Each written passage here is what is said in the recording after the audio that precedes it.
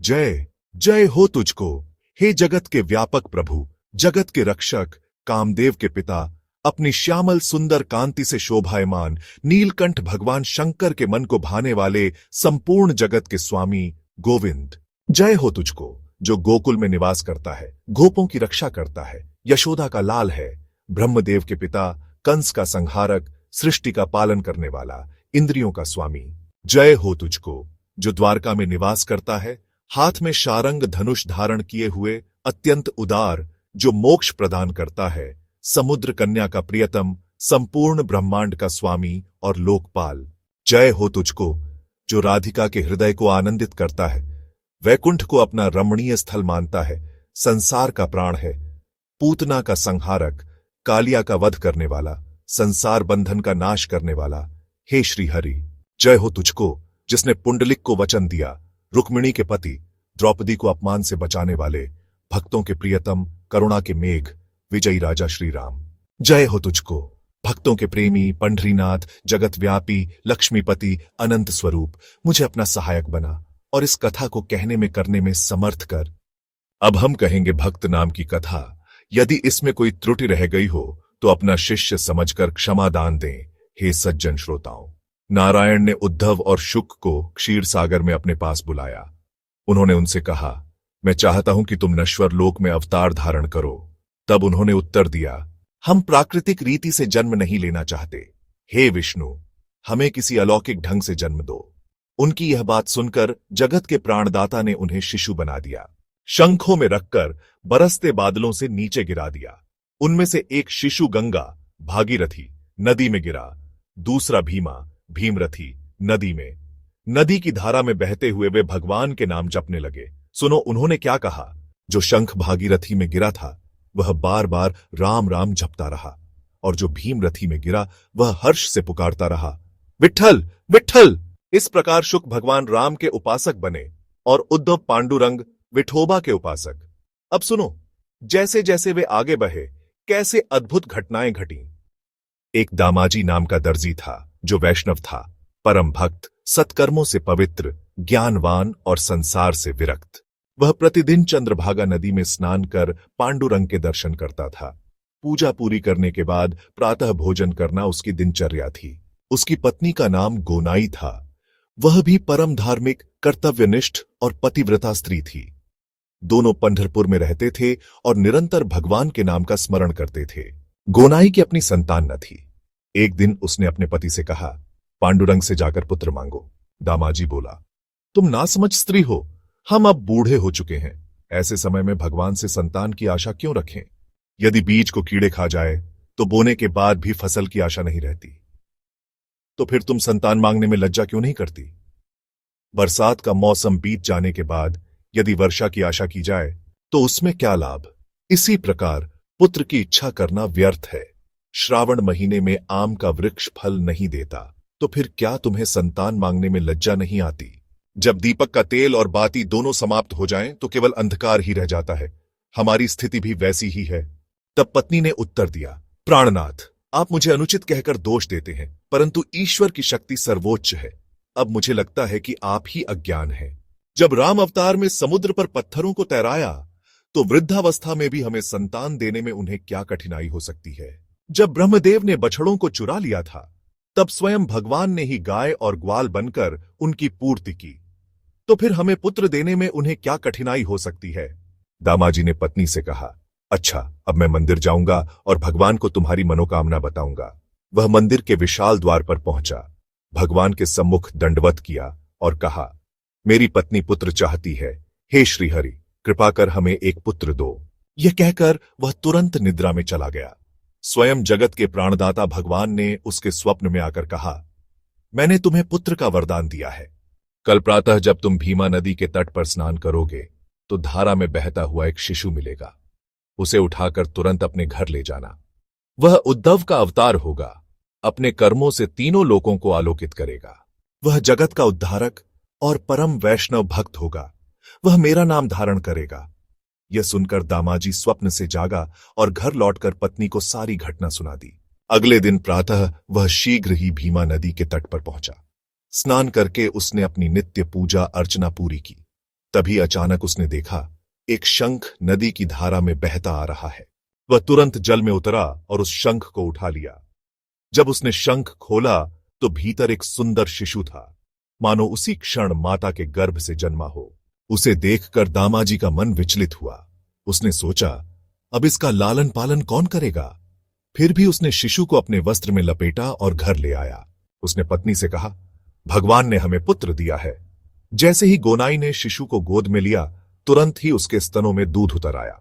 दोनों को यह बड़ा ही अचरज हुआ कि इतनी वृद्धावस्था में भी गोनाई शिशु को दूध पिला पा रही है।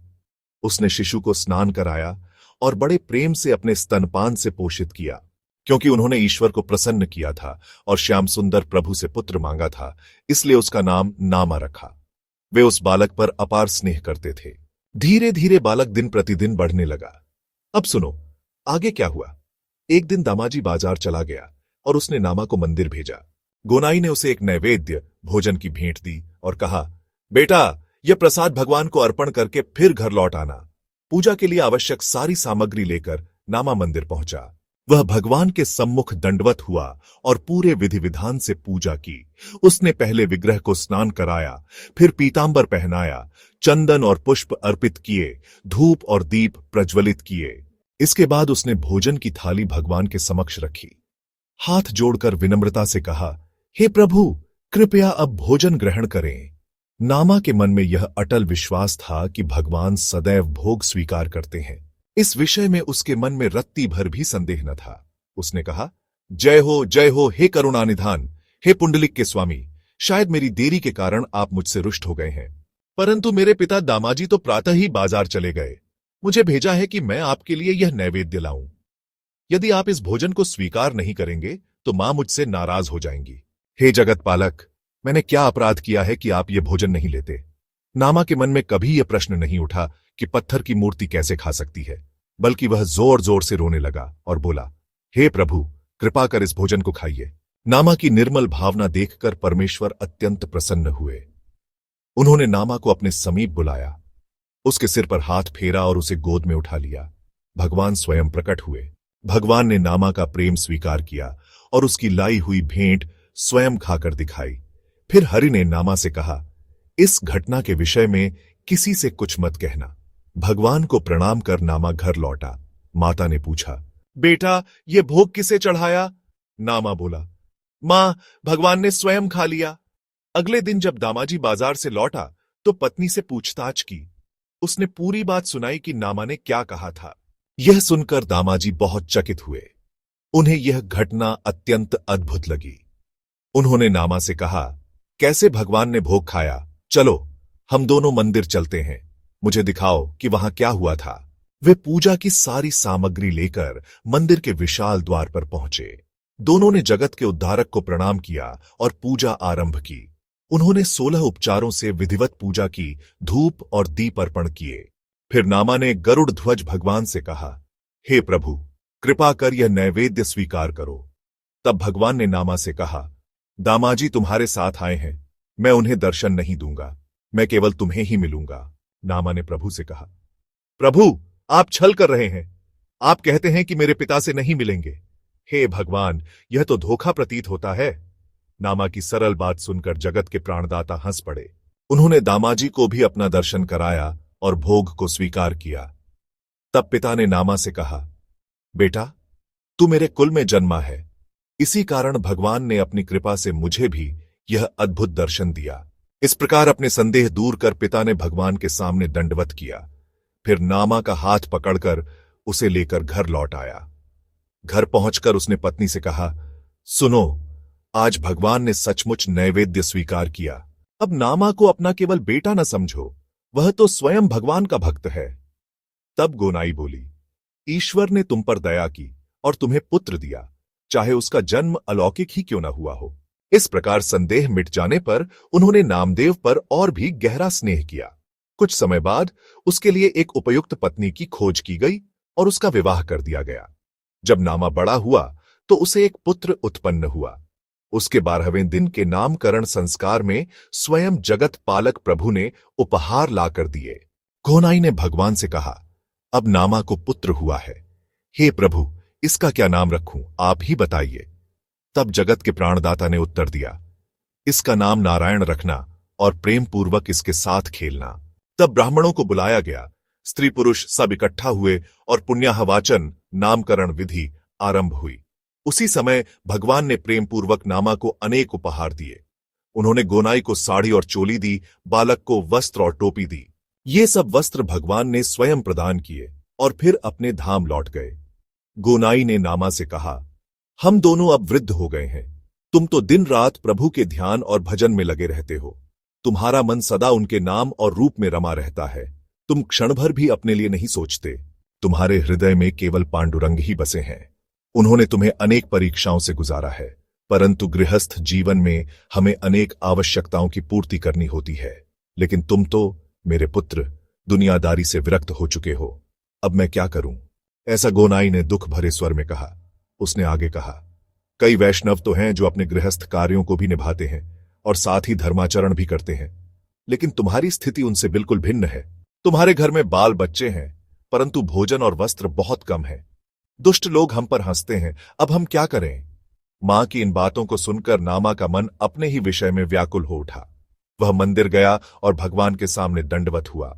उसने प्रार्थना की, हे श्री हरि, जो पंढरपुर में निवास करते हो, तुमने मुझे इस स्थिति में क्यों डाला? नामा ने जब अपने दुख भरे शब्दों में कहा, मुझे इस गृहस्थ जीवन में क्यों डाल दिया? इस दुखमय संसार सागर में तूने मुझे क्यों छोड़ दिया? तब भगवान ने उसकी करुण पुकार सुनी। उन्होंने स्नेह से उसे आलिंगन किया, आंसू पोंछे और कहा, बताओ, तुम्हें कौन कष्ट दे रहा है? नामा ने उत्तर दिया, हे प्रभु, मेरी मां गोनाई ही मुझे तंग कर रही है, पर मैं तो निरंतर तुम्हारे चरणों का स्मरण करता रहता हूं। तुम अपनी करुणा की छाया मुझ पर फैला दो। तब भगवान ने कहा, तुम सदा मेरे साथ रहो, तब संसार की मोह माया और उसके प्रलोभन कभी तुम्हें छू भी नहीं पाएंगे। तुम मेरे अंश स्वरूप हो और मैं तुम्हारे रूप में ही विद्यमान हूं। जैसे समुद्र से निकला हुआ नमक ज्ञानियों की दृष्टि में समुद्र के जल से भिन्न नहीं है, जैसे सूर्य और उसकी किरणें एक दूसरे से अलग नहीं हैं, वैसे ही तुम्हारा जीवन और मेरा जीवन पूर्णतः एक है। हे नामा, दीपक और उसकी ज्योति यद्यपि अलग प्रतीत होती है, फिर भी वास्तव में एक ही है। वैसे ही तुम्हारा प्रेम और मेरा प्रेम भी एक ही है। जैसे चीनी और उसकी मिठास अलग नहीं की जा सकती, वैसे ही तुम्हारे विचार और मेरे विचार अलग नहीं हैं।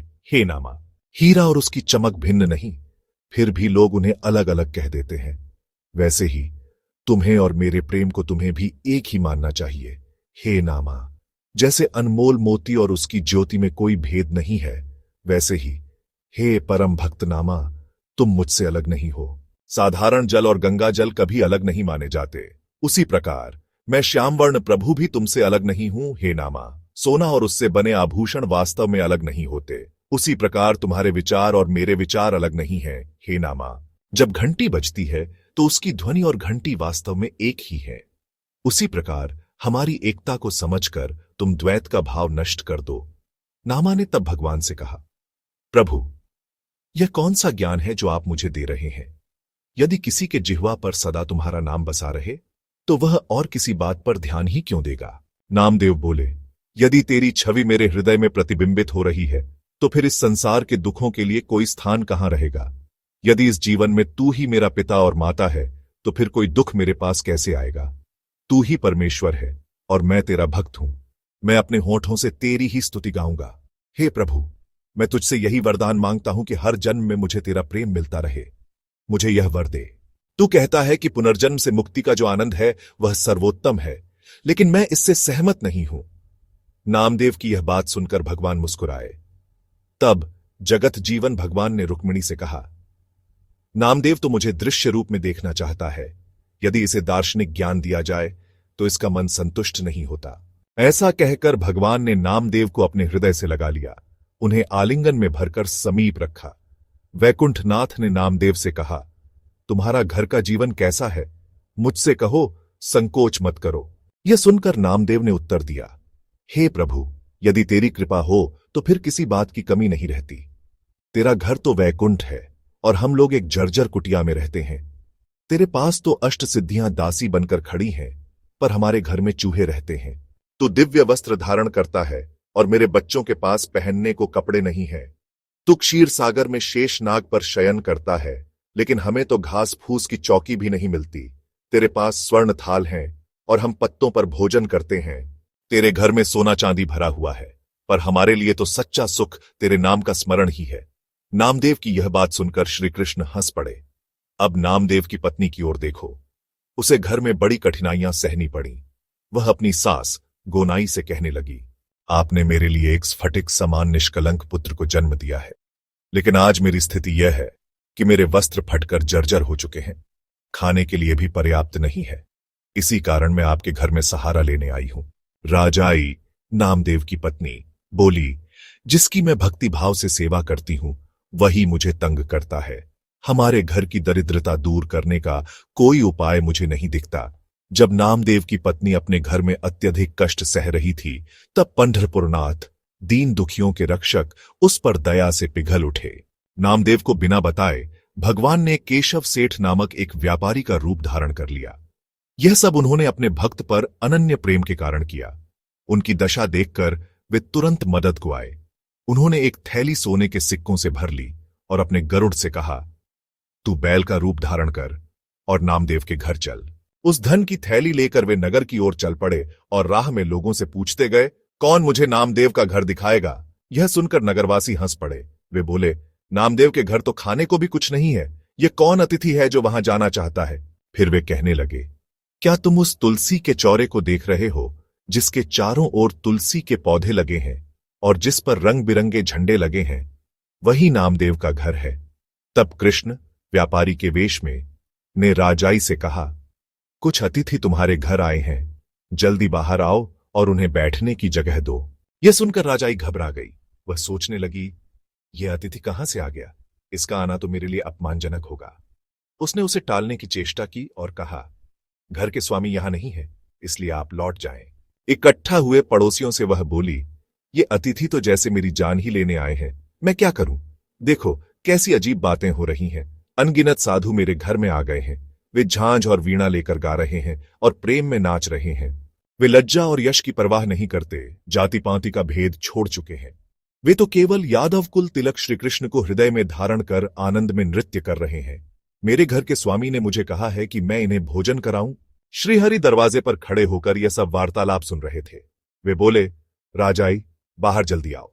वह दरवाजे के भीतर से पूछने लगी, तुम कहां से आए हो? तुम्हारा नाम क्या है? बताओ। जगतपति ने उत्तर दिया, मेरा नाम केशव शेठ है। मुझे नामदेव से बड़ा प्रेम है, उसी से मिलने में आया हूं।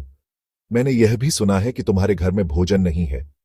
नाम मेरा मित्र है, इसलिए मैं उसके लिए सोने के कुछ सिक्के लाया हूं। यह उत्तर सुनकर राजाई बाहर आई और उन्हें आसन देने लगी। पहले उसने उनसे कठोरता से बात की थी, फिर आदर से बोलने लगी। यह देखकर जगन्नाथ मुस्कुराए और बोले, तुमने जब मेरे लाए धन को देखा तब तुम मधुर बोलने लगी, इसीलिए कभी किसी के पास खाली हाथ नहीं जाना चाहिए। विवाह में कभी बिना उपहार लिए नहीं जाना चाहिए। राजा के दर्शन के लिए भी खाली हाथ न जाना चाहिए। बेटी या बहन के घर कभी खाली हाथ न जाना चाहिए और विपत्ति के समय किसी रिश्तेदार या दुष्ट व्यक्ति के घर भी बिना कुछ लिए नहीं जाना चाहिए। तीर्थों पर उत्सव के अवसर पर खाली हाथ नहीं जाना चाहिए। मंदिर में भगवान के दर्शन पूजन के लिए भी बिना भेंट लिए नहीं जाना चाहिए। साधु या गुरु के दर्शन के समय कम से कम तुलसी का एक पत्ता तो लेना चाहिए। जैसे सुदामा ने बड़े प्रेम से मुझे चिवड़े, फूला हुआ चावल की मुट्ठी भर अर्पण की थी। हर कोई अपने स्वार्थ से ही आता है और मैं उन्हें उसी के अनुसार फल देता हूं। केवल नामदेव ही है जो मुझे निस्वार्थ भाव से भजता है। फिर भगवान ने राजाई से कहा, अब नामदेव को और किसी प्रकार की चिंता मत देना। मैं सोने के सिक्कों की थैली लाया हूं, इसे अपने घर में रख लो और जब यह सब खर्च हो जाए तो फिर मुझे पुकारना, मैं और भेज दूंगा। नामदेव को मेरा प्रणाम कहना और उसे बताना कि उसका मित्र आया था।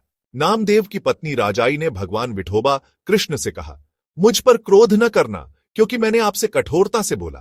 मुझे नहीं पता था कि आप घर के स्वामी के मित्र हैं। वह बोली, अब आप भोजन कीजिए और फिर अपने मार्ग पर चल दीजिए। स्वर्ग के अधिपति ने उत्तर दिया, मैं नामदेव की उपस्थिति के बिना नहीं खाऊंगा। ऐसा कहकर विठोबा जाने की जल्दी में रुक्मिणी के पास आए और उन्हें सारी खबर सुनाई। अब राजाई का हृदय बहुत प्रसन्न हुआ और उसने कहा, मेरे पति ने भगवान की सेवा की और वे प्रसन्न हुए। उसने थैली खोली और एक लपटी भर सोने के सिक्के निकाल लिए। वह तुरंत बाजार गई और उन्हें किराने वाले को दे दिए। उसने कहा, आप जानते हैं कि घर के कामकाज के लिए कौन कौन सी सामग्री चाहिए, इन्हें मेरे घर भेज दें। यह कहकर वह अपने घर लौट आई। विक्रेता थोड़ा आश्चर्यचकित था, लेकिन उसने सोचा भगवान ही उसे मदद कर रहे हैं। उसने नामदेव के घर विभिन्न वस्त्र और आभूषण, पिघला हुआ घी, चावल, चीनी और अन्य सामग्री भेजी। राजाई अपनी खुशी को रोक नहीं सकी। घोड़ाई बाहर गई थी और उसे इस सब का कोई ज्ञान नहीं था। वह कुछ अनाज लेकर घर लौट रही थी। उसने सोचा, नामदेव खीज में कहीं चले गए हैं, मैं मंदिर जाऊंगी, उन्हें मनाऊंगी और वापस लाऊंगी। ऐसा सोचकर वह मंदिर के बड़े द्वार की ओर भागी। वह गरुड़ मंच पर भगवान को प्रणाम कर सभा कक्ष में आई। जब उसने देखा तो भगवान अपनी दृष्टि के सामने खड़े थे। नामदेव को अपने पीछे रखा। जब उन्होंने गोनाई को देखा, गोनाई ने कहा, हे भगवान, अपना मुख इस ओर कर दीजिए। आपने नामदेव को आपसे बड़ा प्रेम करा दिया, इसलिए हमारे सांसारिक कार्यों में कमी रह गई है। हे गोविंद, आपके साथ संगति के कारण उन्होंने अपने घर और व्यवसाय को अनदेखा कर दिया। उनके सांसारिक कार्यों में वे कष्ट झेल रहे हैं। संसारिक सुखों में उसे कोई रुचि नहीं है। सभी स्नेह बंधों को त्याग कर उसने दृढ़ता से तेरे चरणों को पकड़ रखा है। हमारे घर में चीजों की कमी के कारण दुष्ट लोग हमारा उपहास करते हैं। अपने स्वार्थ के सारे विचार छोड़कर वह पूर्ण संतोष में है। यह तू ही है जिसने उसका मन अद्वैत की ओर मोड़ा और अब वह सांसारिक विचार नहीं करता। जो तुझसे संगति करते हैं तू उन्हें अपने जैसा बना देता है। मैंने कभी नहीं देखा और न सुना कि तुझसे संगति करने वाला अपने गृहस्थ जीवन में लौट आया हो। तू जानबूझकर हमारे बीच द्वेष उत्पन्न करता है और नामदेव को अपने पीछे रख देता है। उसकी पत्नी घर में बहुत कष्ट में है, लेकिन हे भगवान, तुझे कोई दया नहीं। तू नामदेव को कष्ट देकर मेरे जीवन को नष्ट कर रहा है। अब मैं तुझे आदर नहीं दूंगी। हे रुक्मिणीपति, मैंने उससे गर्भ से उत्पन्न नहीं किया, परंतु उससे अपने पुत्र समान प्रेम किया। अब मुझसे उसका कष्ट नहीं सहा जाता, लेकिन तू, हे भगवान, मुझे निराश कर दिया। तूने हमारे सांसारिक कार्यों में विभाजन कर दिया। तू स्वयं को उदार कहता है, लेकिन बताओ तूने किसे और क्या दिया? हे जगत जीवन, मुझे उस स्तुति पर विश्वास नहीं जो तुझ पर की जाती है। तूने सुदामा की मुट्ठी भर चूड़े लिए और इसके बदले उसे सोने का नगर दे दिया। तू किसी की सहायता तब तक नहीं करता जब तक उससे कुछ न मिले। रावण की शक्ति देखकर तूने विभीषण को उसके विरुद्ध कर दिया और इस घरेलू विभाजन का लाभ उठाकर तूने उसे सीलोन का वरदान दिया। जब द्रौपदी संकट में थी, तूने पहले उसके पास से एक पत्ते को लिया अपने भूख मिटाने के लिए और फिर रश्मियों का भोजन कराया, और इसी तरह तू अपनी उदारता का प्रचार करता है। तेरी बुरी विशेषताओं का वर्णन करते हुए सर्प शेष थक गया। मैंने तुझमें कुछ श्रद्धा रखी, इसलिए तेरी दिव्यता बनी रही। यह सुनकर गोनाई भगवान ने हंसकर कहा, तुम मुझ पर व्यर्थ क्रोधित हो। तुम्हारा पागल नामदेव, जो अपने लिए परवाह नहीं करता, मेरे चरणों से चिपकना चाहता था। यदि तुम्हें कोई खोटा सिक्का दे दे, एक सिक्के के लिए किसी से झगड़ा क्यों करना? तुम अपने हृदय में प्रेम रखकर नामदेव को पुत्र के दृष्टिकोण से देखती हो। तुम हमें विभाजित करने और अपने शब्दों से मुझे दोष देने का प्रयास करती हो। यदि तुम्हारे पास प्रेम है तो अपना पुत्र यहां से ले जाओ। मुझ पर वह दोष व्यर्थ न लगाओ जो तुम मुझ पर आरोपित करती हो। जैसे किसी तने पर फल पकता है, हवा उसे झटका देती है और वह गिर जाता है, ठीक वैसे ही नामदेव के मामले में तुमने मुझ पर झूठा आरोप लगाया है। मैं अजन्मा, अविनाशी, अजेय हूं और मेरा कोई संबंध 3 गुणों सत्व, रज और तम से नहीं है। नामदेव के प्रति प्रेम से मैंने एक रूप और दृश्य लक्षण ग्रहण किए। मैं निराकार था जब न स्थान था, न वायु, न जल, न पृथ्वी, न प्रकाश, न अग्नि, जब ब्रह्मदेव, विष्णु और शिव भी अस्तित्व में नहीं थे और सब कुछ निराकार था। तब से नामदेव मेरे साथ ही रहे हैं और मेरा प्रेम अत्यंत गहरा है। और तुम मुझसे क्यों झगड़ना चाहती हो, यह मैं नहीं समझता।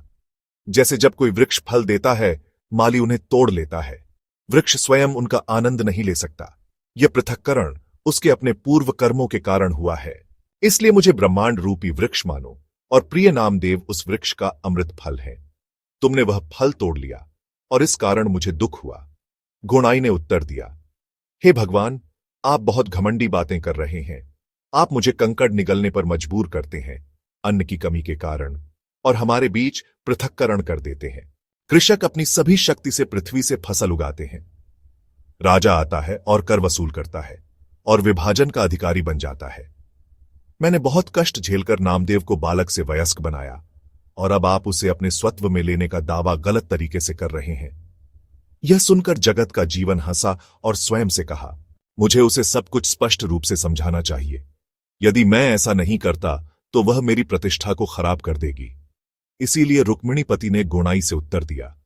कृष्ण ने गोनाई से कहा, तुम्हारे अच्छे कर्म पूरी तरह से पवित्र और निष्कलंक हैं, इसीलिए यह भगवान भक्त तुम्हारे घर में आया। जैसे महान वैष्णव नारद का जन्म ब्रह्मदेव और सवित्री से हुआ, ठीक वैसे ही तुम्हारे और भाग्यशाली भक्त दमाशेट के माध्यम से नामदेव अवतार के रूप में उत्पन्न हुए। जैसे दैत्यों की पीढ़ी में भक्त प्रहलाद कायधु से जन्म लेकर अवतार बने, ठीक वैसे ही विष्णु के सेवक नामदेव तुम्हारे घर से संसार के उद्धार के लिए प्रकटे। 5,65,00,000 यादवों में उद्धव सबसे विशिष्ट वैष्णव थे।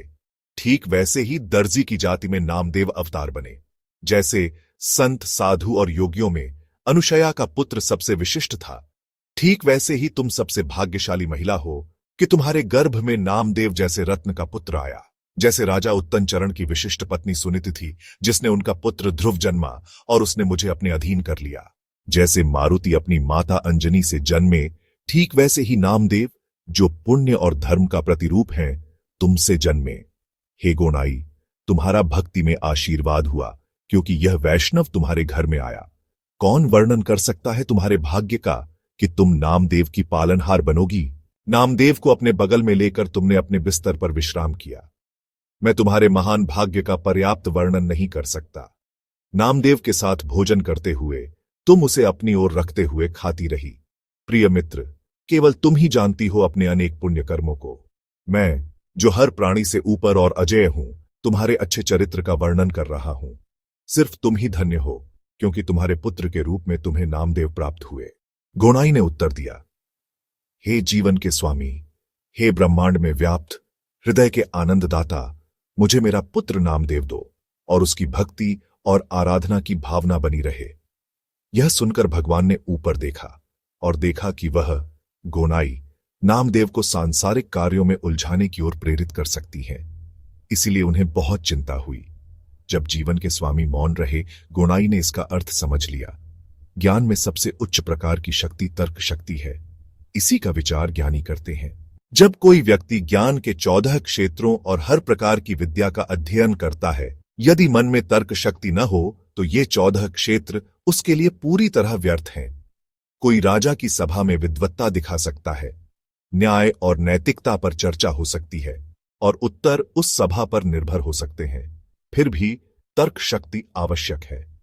विवाह संबंध स्थापित करने में, व्यापार में या पुस्तकों के अध्ययन में तर्क शक्ति का ज्ञान जरूरी है। किसी के साथ मित्रता बनाने में, किसी को विश्वास में रहस्य बताने में या किताब लिखते समय तर्क शक्ति आवश्यक है। योग्य व्यक्ति को उपहार देने, बीमार को सही औषधि देने, सभा में उपयुक्त स्तुति या पूजा करने में तर्क शक्ति जरूरी है। पहले कथानक में कहा गया है कि जीवन के स्वामी मौन रहे। इसलिए गोनाई ने रुक्मिणी और राही को बुलाया और उन्हें अपनी कथा सुनाई। उसने प्रेमपूर्वक सत्यभामा और कालिंदी को बुलाया। गोनाई ने कहा, सुनो, मैं क्या कहने जा रही हूं। तुम्हारे पति निचले लोगों पर कृपालु हैं, जिनकी महिमा वेद और शास्त्रों में की गई है। तो फिर उन्होंने मेरे पुत्र को इस प्रकार की स्थिति में क्यों रखा, जैसे वह अपने अधिकारों और भौतिक जीवन के प्रति अनभिज्ञ हो। गोनाई कहती हैं कि उसका पुत्र उसका एकमात्र संतान है, फिर भी भगवान ने उसे हमेशा अपने ध्यान और भक्ति में लगा दिया है। जैसे कि सभी जानते हैं, यह झूठा नाटक है। शुक, सनक और अन्य महान साधु और योगी जानते हैं कि भगवान ने उनके घर को कठिनाइयों में डाल दिया है। वे कहती हैं कि वे कमजोर, असहाय और नीच हैं। उनके घर में ना तो पर्याप्त वस्त्र हैं और ना ही भोजन। भगवान ने नामदेव को अपनी भक्ति और ध्यान में लगा दिया है। गोनाई बताती हैं कि उसने कई देवताओं को देखा और सुना है, परंतु इतना परहेजी और नियंत्रित किसी को नहीं देखा। भगवान स्वयं को पारिवारिक देवता कहते हैं, जिनके चरणों में वे गिरती हैं, फिर भी वे बेवजह छल और कठिनाई लाते हैं। अब तक उन्होंने भगवान की उपासना की और इसलिए उनका सम्मान बना रहा, लेकिन यदि यह स्थिति चरम पर पहुंची तो वे सार्वजनिक रूप से उनका सम्मान खो देंगी। भगवान ने उनके एकमात्र पुत्र को अपने ध्यान में लगा दिया है। घोड़ाई कहती हैं कि सभी सुने और मिलकर कृष्ण से प्रार्थना करें कि वे उन्हें इस संकट से मुक्ति दें। वे सभी पत्नियां मिलकर कृष्ण को अपने घर लाएं और जाने कि भगवान का क्या इरादा है। फिर घोड़ाई नामदेव की ओर मुड़कर कहती है कि वह यहां क्यों बैठा है। वह नामदेव को जबरदस्ती अपने साथ ले जाएंगी। वे कहते हैं कि नामदेव उनके घरेलू जीवन का चोर बन गया है और यह दुनिया के माया मोहक भगवान उनके घर की व्यवस्था को बर्बाद कर रहे हैं। पंडलिक ने भगवान को घर में ठहरने का स्थान दिया, लेकिन अब नामदेव घर नहीं लौटता और उनके घरेलू काम बिगड़ गए। इसलिए वे नामदेव को लेकर बिना घर लौटे नहीं जाएंगी और संकल्पित हैं कि पूरी पंडरी को संभाल लेंगी। घोड़ाई भगवान की ओर दृष्टि गढ़ाकर कहती हैं कि हे विट्ठल, हे यदुवंश के देवता, हे घर के संहारक, आप मौन बैठे हैं और मेरी प्रार्थना नहीं सुन रहे। हे कृपा के बादल, नामदेव मुझे लौटाइए, जिससे आपकी महिमा संसार में बढ़े। भगवान विट्ठल उत्तर देते हैं कि हे घोड़ाई, अपने पुत्र को ले जाइए। आप मेरे खिलाफ व्यर्थ आरोप लगा रही हैं। नामदेव का हाथ पकड़कर उन्हें अपने घर ले जाइए। उन्होंने सभी मोह ममता को त्याग दिया है, परंतु आप बेवजह मुझ पर दोष लगा रही हैं। अपने पुत्र को ले जाइए और घर लौट जाइए। भगवान नामदेव को घोड़ाई के हाथ में सौंप देते हैं और घोड़ाई तुरंत घर लौटती है। रास्ते में घोड़ाई नामदेव से कहती हैं कि तुमने अपने व्यवसाय को छोड़ दिया और पंडरी के भगवान के पास एक भिक्षु की तरह चले गए। इस शब्दों को सुनकर नामदेव सिर झुकाकर प्रेम से आंसू बहाने लगता है। मां का हाथ पकड़कर वह अपने घर लौटता है। उसी समय राजाबाई अपने हिस्से के घर में खाना बनाने लगती है। राजाबाई कई प्रकार के स्वादिष्ट पकवान बनाती हैं। 9 प्रकार के पकवान तैयार करते हुए सोचती हैं कि जीवन के स्वामी ने अद्भुत कार्य किया है। वह बहुत प्रसन्न थी, लेकिन नामदेव ने अपनी पत्नी को दिए गए बर्तन, वस्त्र और आभूषण देखकर बड़ी असंतोष महसूस की। जैसे हिरण जाल में फंसा हो और दुखी हो जाए, उसी प्रकार नामदेव इन समृद्धि के सामानों को देखकर मानसिक पीड़ा अनुभव करता है। नामदेव ने जो धन दौलत, वस्त्र और आभूषण देखे, उसके कारण उनका मन उदास हो गया। जैसे हल्की चीज पर तेज हवा चलने से उसका तेज खो जाता है, वैसे ही नामदेव का मन इन सांसारिक संपत्तियों को देखकर शोकग्रस्त हो गया। जैसे कोई सुंदर व्यक्ति यदि कुष्ठ रोग से ग्रस्त हो जाए तो उसकी खुशी चली जाती है, वैसे ही सच्चे वैष्णव भक्त को संपत्ति देखकर तृष्णा और असंतोष होता है। जैसे सूर्य ग्रहण में अपनी रोशनी खो देता है, वैसे ही नामदेव के चेहरे पर उदासी आई। इस प्रकार सभी लोग केवल उस व्यक्ति के संग आनंद लेते हैं जो सुखी परिस्थितियों में हो। विपत्ति और दरिद्रता में उसका कोई सहारा नहीं होता।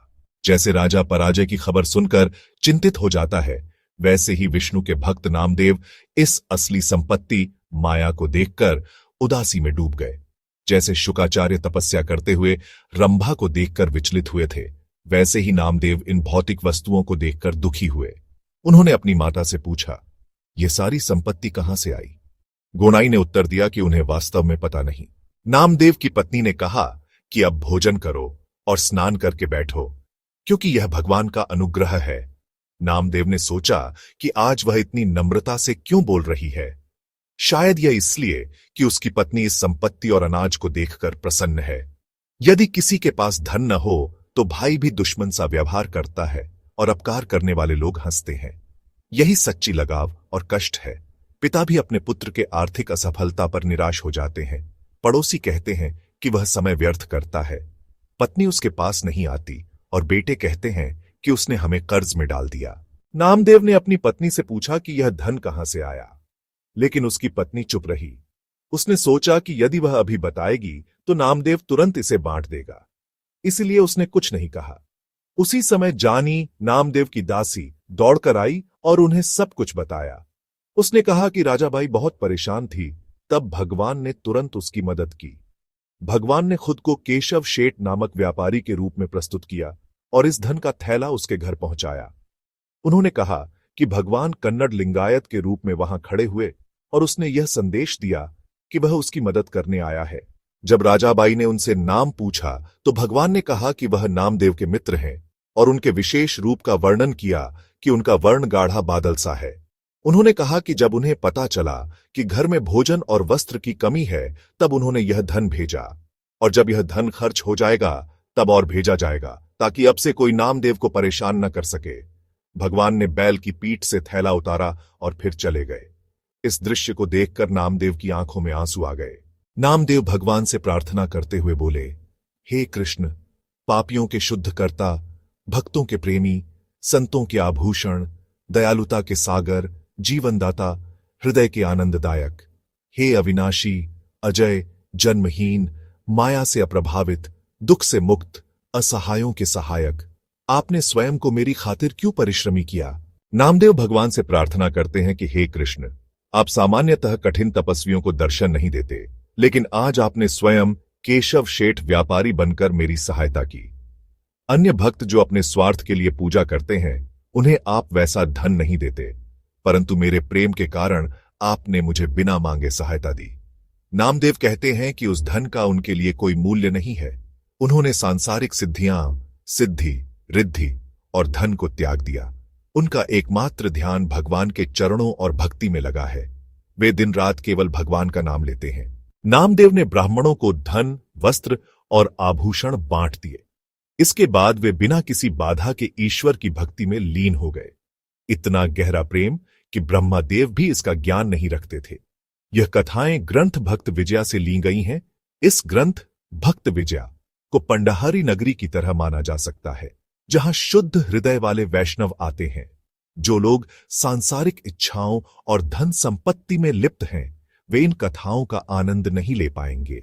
जो भक्त बिना स्वार्थ के भक्ति करते हैं, वे इसका भरपूर आनंद लेंगे। जो लोग अधर्मी और आसुरी प्रवृत्ति के हैं, वे इस ग्रंथ से घृणा करेंगे। जो लोग सच्चे भक्त नहीं हैं, उन्हें यह ग्रंथ पढ़ने में आनंद नहीं आएगा, परंतु जो भक्त स्वभाव से अच्छे और प्रेमपूर्ण हृदय वाले हैं, उन्हें यह कथाएं स्वादिष्ट और आनंददायक लगेंगी। अगले अध्याय में भक्त कबीर की कहानी का वर्णन किया जाएगा, जो संत शुक के अवतार माने जाते हैं। प्रेमपूर्ण भक्त इन कथाओं को सुनकर आनंदित होंगे। अंत में लेखक श्री भक्त विजया का नाम बताते हुए शांति की कामना करते हैं। इस ग्रंथ को सुनकर भगवान भी प्रसन्न होंगे और सच्चे भक्तों को लाभ मिलेगा। हे श्रोताओं, अब एक ऐसी कथा सुनो जो अत्यंत रोचक और पवित्र है। इसके मधुर रस का चिंतन करने पर यह अमृत से भी अधिक मधुर प्रतीत होती है। यह उपमा भी अधूरी लगती है। इसकी पवित्रता का वर्णन करना मैंने आरंभ किया है। यह गंगा नदी से भी श्रेष्ठ प्रतीत होती है। यदि इसके प्रभाव की विशालता को देखूं तो इसकी तुलना किसी चीज से करना कठिन है। यदि इसके गूढ़ अर्थ की गहराई पर ध्यान दूं तो यह सागर से भी गहरी लगती है। यह उस कल्प वृक्ष से भी अधिक उदार है, जो राजा और भिखारी दोनों को समान रूप से फल देता है। यदि इसकी शीतलता को सोचूं तो चंद्रमा से तुलना भी अपर्याप्त लगती है। हीरे का तेज चाहे कितना ही अनमोल क्यों ना हो, इस कथा का प्रकाश उसे भी फीका कर देता है। यदि इसके आदर पर ध्यान दूं तो स्वयं पंचमुखी भगवान शिव इसका गान करते हैं। इसका समकक्ष खोजना असंभव है। इसी कारण इंद्र और अन्य देवता भी इसकी खोज में रहते हैं। ऐसी पवित्र संत कथा है यह। अतः हे सज्जनों, श्रद्धा और भक्ति के साथ इसे सुनो। कबीर शुकदेव का अवतार। पूर्व कथा में मैंने वह कथा सुनाई थी जिसे आप सबने सुना है। भीमा नदी में एक शंख बहता हुआ आया और उससे गोनई को भक्त नामदेव प्राप्त हुए। वही शंख आगे भागीरथी नदी में गिरा और बहुत वेग से बहने लगा। यह शुकदेव का जिद्दी अवतार था, जो प्राकृतिक रूप से जन्म नहीं लिया था। गंगा नदी में बहता हुआ वह वाराणसी के मणिकर्णिका घाट पर आ लगा। मानवीय गुणों से युक्त होकर अपने अप्राकृतिक जन्म रूप के कारण भी वह बालक होठों से निरंतर भगवान के नाम का जाप करता रहा। शंख से लगातार आवाज निकल रही थी, राम राम। उसी समय नीरू नामक एक मुसलमान जुलाहा अपना धागा धोने घाट पर आया। जब उसने नीचे देखा तो उसकी दृष्टि उस शंख पर पड़ी। वह पानी में उतरा, शंख खोला और भीतर झांका। वहां उसकी आंखों के सामने एक बालक था और उसका हृदय आनंद से भर गया, मानो किसी मनुष्य को बिना किसी प्रयास के छुपा हुआ खजाना मिल जाए, या जैसे कोई जल कुंड ढूंढते ढूंढते अमृत सागर पा जाए, या जैसे कांच की मनके पिरोते समय वे मोती निकल आए, या जैसे सीपियां बटोरते समय उनमें से कोई रत्न मिल जाए, या जैसे यमपुरी खोजते खोजते विष्णुपुरी मिल जाए, या जैसे रहने योग्य झोंपड़ी खोजते खोजते स्वर्ण महल में प्रवेश मिल जाए, या जैसे कोई अश्लील संगीत सुनने पहुंचे और वहां भगवान का भजन सुनने को मिल जाए, या जैसे कोई झगड़ा देखने जाए और वहां सामवेद का गान सुनाई दे, या जैसे कोई अपनी शक्ति शिंदी दारू निकालने वाले पेड़ पर खर्च करे और घर के आंगन में कल्प वृक्ष मिल जाए, या जैसे कोई चोर या दुराचारी से मिलने जाए और अचानक उसका सद्गुरु उसके घर आ पहुंचे, उसी प्रकार अपने दैनिक कार्य में लगे हुए कमाल को यह बालक गंगा नदी में मिला। यह बालक इस कलयुग में श्री शुकदेव का अवतार था, सर्वलोक का रक्षक, जगत गुरु।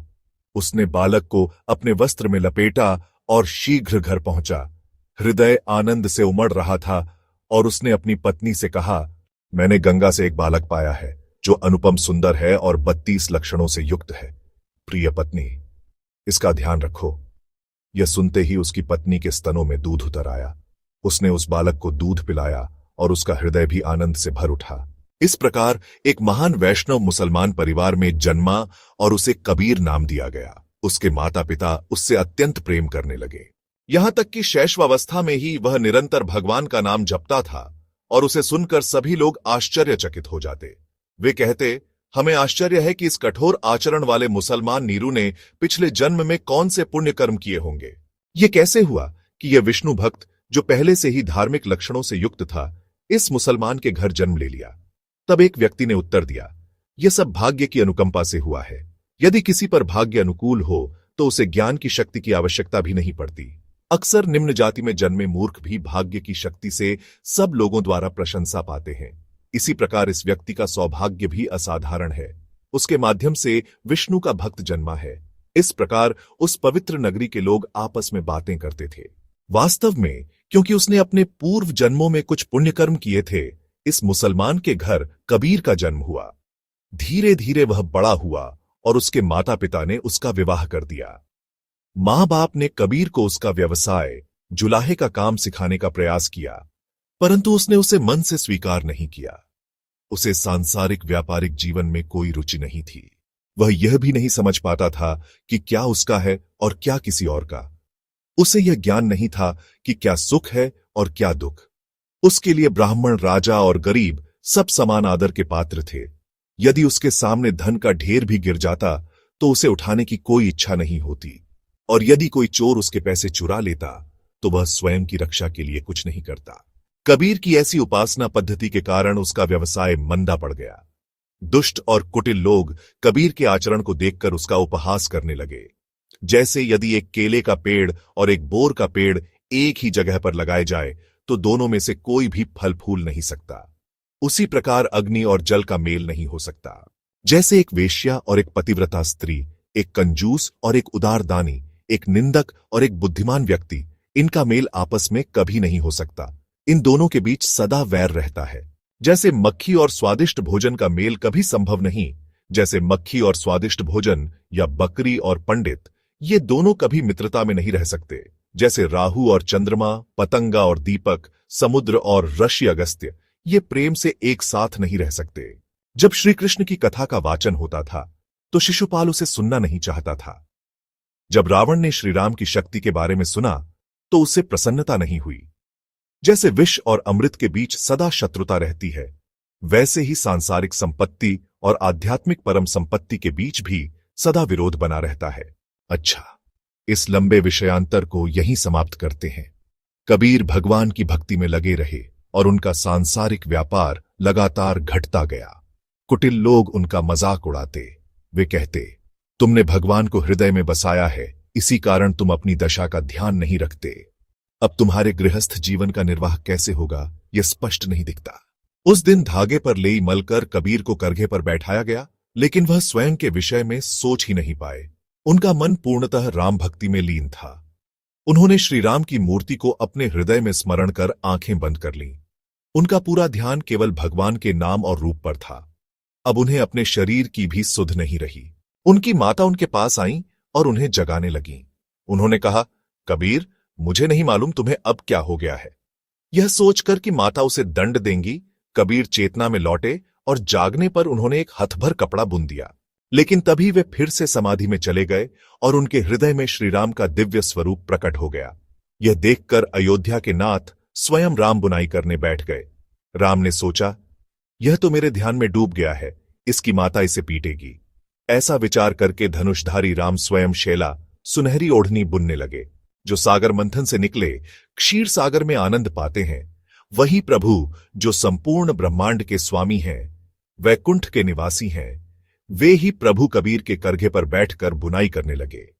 योगी लोग कांटों के बिस्तर पर बैठकर साधना करते हैं, तब भी वे शीघ्र उनके ध्यान में नहीं आते, परंतु कबीर की भक्ति देखकर वे स्वयं ओढ़नी शैला बुनने आ बैठे, जिन्हें वेद और शास्त्रों के अध्ययन से, तीर्थाटन से भी पाना कठिन है। जो द्वारका के निवासी और भक्तों के अलंकार हैं, वे ही प्रभु कबीर के करघे पर बैठकर बुनाई करने लगे।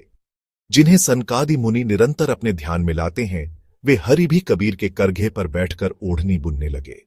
जिनके चरणों को समुद्र कन्या लक्ष्मी हृदय से लगाकर सेवा करती है, जो शिव के प्रिय अलंकार हैं, वे भी उसी ओढ़नी की बुनाई में बैठ गए। इतने में कबीर चेतना में लौट आए और होश संभालकर तुरंत बुनाई करने लगे।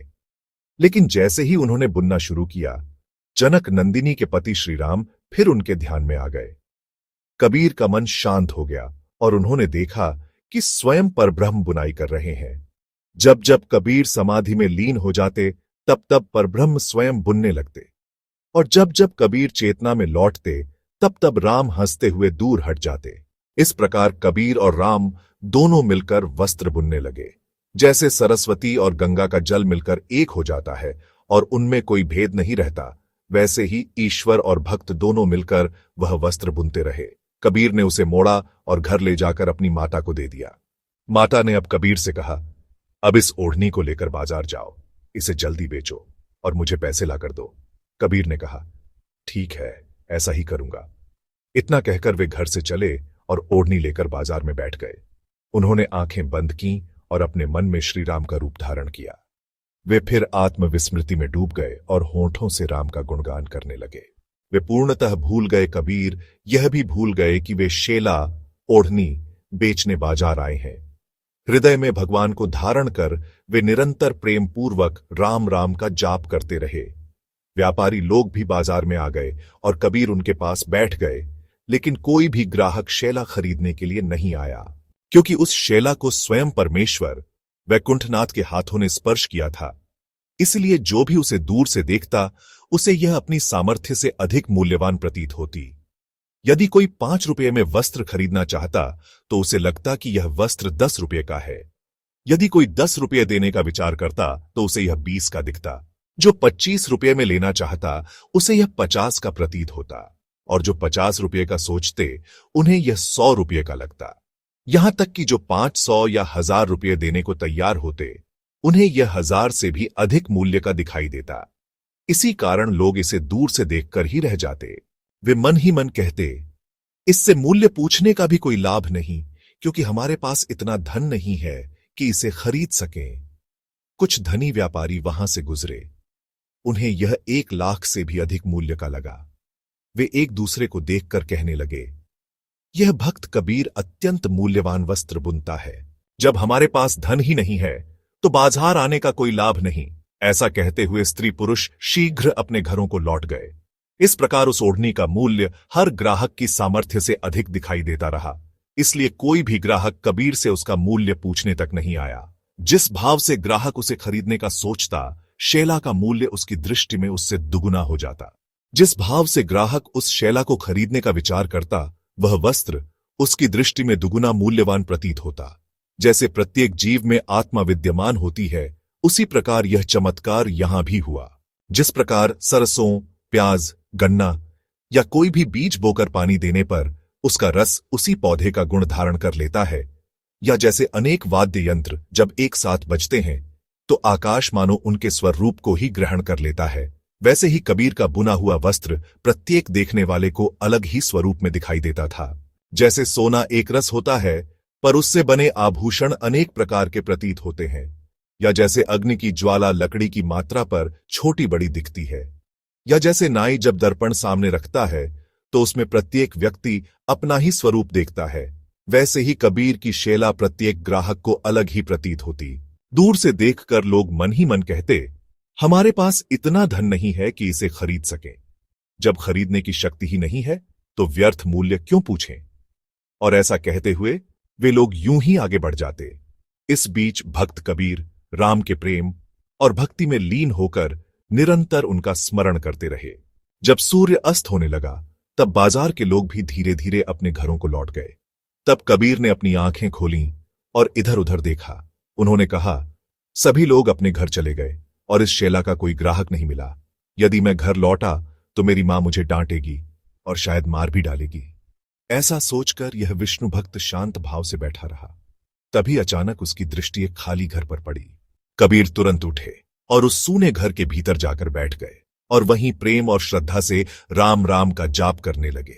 जैसे कोई बहू अपनी सास के डर से छिप जाती है और मन ही मन सोचती है, सास मुझे डांटेगी, वैसे ही कबीर अपनी माता के भय से उस सुनसान घर में अकेले बैठ गए। या जैसे ध्रुव अपनी मां के तिरस्कार से दुखी होकर रूठकर वन में चला गया था, वैसे ही कबीर भी अपने मन में उदासी लिए एकांत में राम भक्ति में लीन हो गए। इस प्रकार भक्त कबीर सांसारिक बातों से उदासीन हो गए और उस खाली घर में जाकर बैठ गए। जैसे सन्यासी सभी कर्मों का परित्याग करके अपने सर्वोच्च पद को प्राप्त करते हैं, वैसे ही कबीर अपने घरेलू कार्यों से विरक्त होकर उस निर्जन स्थान में बैठ गए। जब विष्णु सेवक कबीर उस वीरान घर में बैठे तो विश्वव्यापी भगवान ने उनकी भक्ति को देखकर उसकी परीक्षा लेने का विचार किया। वे एक बहुत वृद्ध ब्राह्मण का रूप धरकर आए, फटे पुराने कपड़े पहने, ठंड से कांपते हुए। उस समय वैसा ही तीव्र शीतकाल था जैसा पौष और माघ के महीनों जनवरी फरवरी में होता है। कबीर की उदारता की परीक्षा लेने के लिए जगत जीवनदाता स्वयं कंपाते हुए भीतर आए। जब कबीर राम भजन में लीन बैठे थे, तब वह ब्राह्मण उनके पास पहुंचा। जैसे गाधिपुत्र विश्वामित्र राजा हरिश्चंद्र को कष्ट देने पहुंचे थे, या जैसे कैलाशपति शिव अतिथि का वेश धरकर श्रियाल को परखने आए थे, या जैसे मुनि दुर्वासा राजा अंबरीश की सत्स्वभावना की परीक्षा लेने पहुंचे थे, अथवा जैसे स्वयं भगवान वामन रूप धरकर बलि की भक्ति को परखने आए थे, वैसे ही वह ब्राह्मण पीड़ा भरे स्वर में कबीर से बोला, मैं बूढ़ा हूं, असहाय और निर्धन, मेरे पास पहनने के लिए वस्त्र नहीं है। आप विष्णु भक्त और बड़े दानी हैं, बड़ी ठंड पड़ रही है, यदि आपके पास कोई वस्त्र हो तो मुझे दे दीजिए। जब वैकुंठ निवासी प्रभु ने यह कहा, तब कबीर ने सोचा, यदि मैं इस ब्राह्मण को मना कर दूंगा तो यह मेरे सत्कर्मों के विरुद्ध होगा। यह सोचकर उन्होंने अपनी शैला स्कार्फ को फाड़कर आधा भाग ब्राह्मण को दे दिया और फिर प्रेम पूर्वक राम भक्ति में लीन हो गए। तब श्री राम ने वह वस्त्र पहन लिया और बाहर चले गए। फिर उन्होंने मन ही मन सोचा, अब मैं फिर किसी और रूप में भीतर जाऊं और देखूं कि आगे क्या होता है। यह सोचकर श्री राम ने एक फकीर का रूप धारण कर लिया, मानो वे कोई मुसलमान साधु हों। उनके सिर पर घनी जटाएं थीं, पैरों में शीशे की बनी हुई जंजीर जैसी आभूषण थी, हाथों में एक माला लिए उन्होंने अपनी आंखें चौड़ी खोलकर भीतर प्रवेश किया।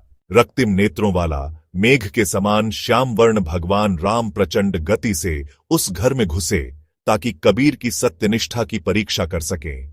जैसे सोना यदि फीका प्रतीत हो तो कसौटी पर घिसा जाता है, या कोई सिक्का यदि नकली होने का संदेह हो तो औजार से ठोंक कर परखा जाता है, या जैसे कोई मूल्यवान हीरा हो तो जौहरी उसे निहाई पर हथौड़े से कसकर परखता है, वैसे ही भगवान ने एक मुसलमान फकीर का रूप धारण कर कबीर के मन की परीक्षा ली।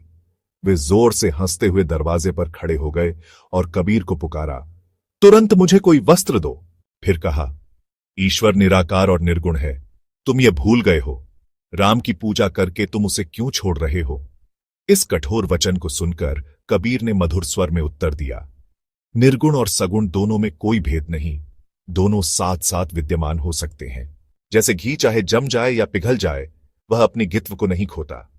जैसे सोने से आभूषण बना लिया जाए तो भी उसका तेज नष्ट नहीं होता, उसी प्रकार अव्यक्त सनातन सत्ता ने रूप धारण किया है। विश्वव्यापी परमात्मा अपने भक्तों के लिए सगुण स्वरूप धारण करता है। कबीर की इस उच्च वैष्णव वाणी को सुनकर वह फकीर बोला, यदि तुम्हारे पास कोई वस्त्र है तो मुझे तुरंत दे दो। कबीर ने शीघ्रता से अपनी शेष बची हुई शैला स्कार्फ का आधा भाग भी उतारकर उसे दे दिया। फिर वे निःशंक भाव से बैठ गए और फकीर तुरंत वहां से चला गया।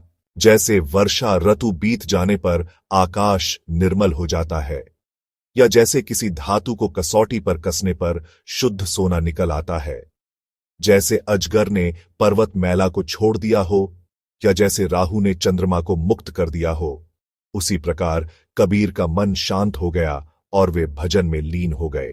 जैसे गंगा जल बाढ़ घटने के बाद स्वच्छ हो जाता है, या जैसे मंदराचल पर्वत समुद्र मंथन से बाहर निकाला गया तो उसका गर्जन शांत हो गया, वैसे ही कबीर का वह चिंता भाव जो उन्हें शैला न बिकने के कारण था, मन से विलीन हो गया। अब कबीर आनंद की अवस्था में थे। मन पूरी तरह संतुष्ट हो गया था और वे श्रीराम का भजन करते हुए बैठ गए। संसार के जीवनदाता ने यह देखकर कुछ किया जिसे सुनना आवश्यक है। भगवान ब्राह्मण का रूप धारण कर कबीर की मां से शिकायत करते हैं। कृष्ण ब्राह्मण का रूप धारण कर कबीर के घर पहुंचे। उन्होंने उनकी मां को पुकारा और जो कुछ हुआ था वह सब बता दिया। उन्होंने कहा, कबीर बाजार में बैठे थे, बहुत से ग्राहक आए और स्कार्फ का दाम पूछा, परंतु उसने उन्हें कोई उत्तर नहीं दिया। वह चुपचाप बैठा रहा। अनेक ग्राहक बार बार पूछते रहे, लेकिन वह उत्तर न देकर केवल सीतापति श्रीराम का ध्यान करता रहा। जब सारा बाजार खाली हो गया तब उसने एक ब्राह्मण को पुकारा, अपनी शैला स्कार्फ को 2 टुकड़ों में फाड़ दिया और आधा भाग उसे दे दिया। मां, फिर एक फकीर आया और उसने शेष भाग मांगा तो कबीर ने तुरंत उसे भी दे दिया। इसके बाद उसे एक खाली मकान दिखा और अब वह वहीं बैठकर ईश्वर का भजन कर रहा है। मैंने यह सब दूर से देखा और शीघ्रता से आपको बताने आया हूं। मेरे हृदय की यही सच्ची इच्छा है कि आपका कल्याण हो, परंतु मां कबीर कभी सांसारिक कामों में मन नहीं लगाएगा। बैकुंठवासी प्रभु के इन वचनों को सुनकर कबीर की मां क्रोधित हो उठी। उन्होंने सोचा, जब वह घर आएगा तो मैं उसे खूब मारूंगी। मनमोहन राम ने यह सुना तो कहा, वह जल्दी घर नहीं आएगा। जैसे बिच्छू डंक मारने के बाद कहीं छिप जाता है, वैसे ही वह और कहीं छिप गया है। फिर प्रभु ने कहा, आओ मैं तुम्हें दिखाता हूं कि वह कहां बैठा है। ऐसा कहकर भगवान ने उस वृद्धा का हाथ पकड़ा और उसे जल्दी से वहां ले चले। दोनों शीघ्र ही उस स्थान पर पहुंचे जहां कबीर बैठकर ईश्वर के नाम का जप कर रहे थे। संसार के जीवनदाता ने दूर से ही उन्हें उसकी ओर संकेत करके दिखाया। जिस घर में कबीर बैठे थे वहां से एक दिव्य प्रकाश की किरणें निकल रही थीं। जिस घर में कबीर बैठे थे वहां से राम नाम की ध्वनि निकल रही थी। जैसे नारद मुनि ने वाल्मीकि को राम नाम जपने हेतु बैठाया था, जैसे सीता अशोक वाटिका में बैठकर प्रेम पूर्वक राम की उपासना करती थीं, जैसे जटायु रावण के अत्याचार के समय राम का स्मरण करता रहा, उसी प्रकार कबीर बैठे थे और अपने हृदय में श्रीराम का स्वरूप लाकर अपने होठों से राम की महिमा गा रहे थे। वे आत्मचेतना से रहित हो गए थे। उन्होंने इस बात की सुध बुद्ध खो दी थी कि उनका सम्मान हो रहा है या अपमान। उन्हें लोक प्रतिष्ठा का कोई गर्व नहीं था, न ही इंद्रियों के विषयों का कोई विचार। वे केवल अपने होठों से राम का नाम गाते रहे। तभी उनकी माता घर के भीतर आईं। बैकुंठपति प्रभु ने दूर से कबीर की ओर इशारा करके उन्हें दिखा दिया और स्वयं बाहर खड़े होकर भक्त कबीर का यह मनोरंजक दृश्य देखने लगे। माता ने कबीर से कहा, स्कार्फ शैला लाकर मुझे दिखाओ। यदि तुरंत नहीं लाए तो मैं तुम्हें दंड दूंगी।